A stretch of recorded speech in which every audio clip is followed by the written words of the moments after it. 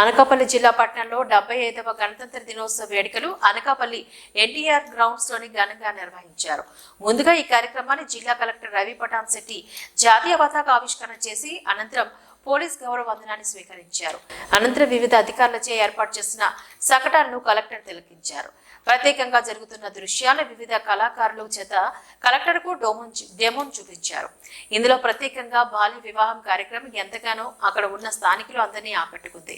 అనంతరం ప్రభుత్వం ద్వారా అందుకున్న పథకాలు మరియు రైతు భరోసా ద్వారా రైతులు తీసుకుంటున్న విత్తనాలు ఎరువుల పైన నాటకాలు ప్రదర్శన చేసి కలెక్టర్ కు చూపించారు.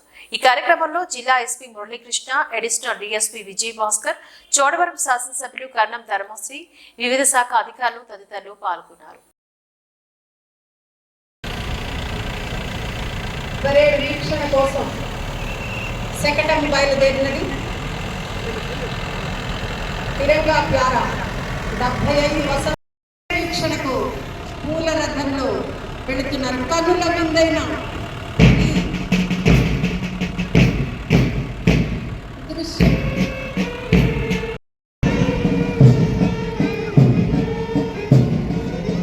క్రమశిక్షణకు, కట్టుదలకు, నీతికి, నిజాయితీకి పట్టుకొమ్మలై దేశ రక్షణే మా బాధ్యతగా విధులు నిర్వహిస్తూ అత్యంత ఉన్నతమైనటువంటి స్థానాల్లో ఉన్నటువంటి పోలీస్ పరేడ్ని వీక్షిస్తున్నందుకు నిజాయితీకి నిదర్శనగా, క్రమశిక్షణకు మారు పేరుగా ఉన్న ఈ కవాతుని వీక్షిస్తున్న మన జిల్లా కలెక్టర్ రవి పటాన్ శెట్టి గారు, ఎస్పీ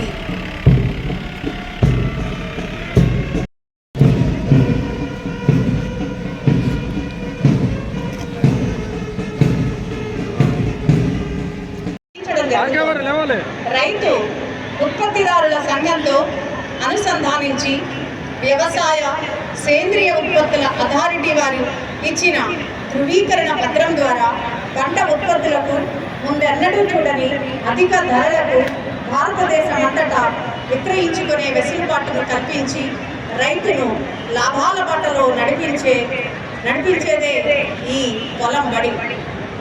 అద్భుతమైనటువంటి ఈ 75వ గణతంత్ర దినోత్సవ వేడుకలలో వారి శకటంతో వ్యవసాయ శాఖ అదిగదిగో వ్యవసాయ ప్రగతి రథం మన ముందుకు కదిలి వస్తోంది. అనేక భరోసా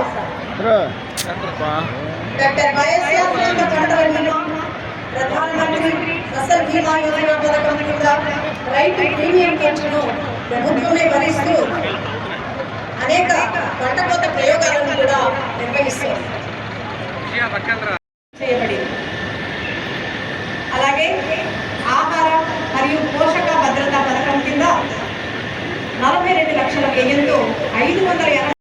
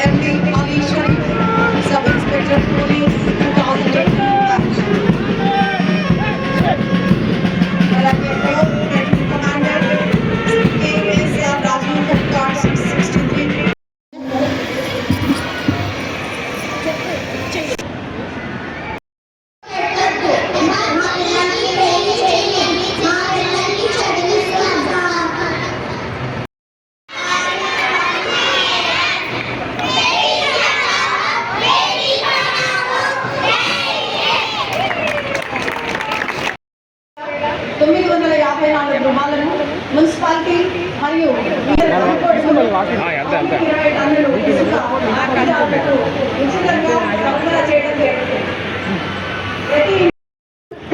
ఈ మందులు నీ బరువు బట్టి రోజు కూడా మాటలు చేసుకోవాలమ్మా.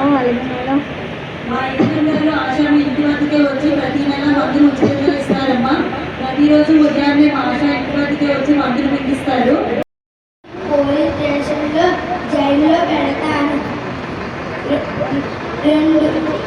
2 సంవత్సరాల జైలు శిక్ష మరియు 1 లక్ష రూపాయలు జరిమానా విధించబడును. మా ఊరిలో బాల్య వివాహం జరుగుతుంది. మీరు వచ్చి ఆ పెళ్లిని ఆపండి. అలాగే సార్. ఆపండి, పెళ్లి ఆపండి. పెళ్లి కొడుకు పెళ్లి కూతురు లేగండి. అమ్మా, నీ వయసు ఎంత? 13 సంవత్సరాలండి. నీ చదువు ఎంత చదువుతున్నా? 8వ తరగతి అండి. నీకు ఈ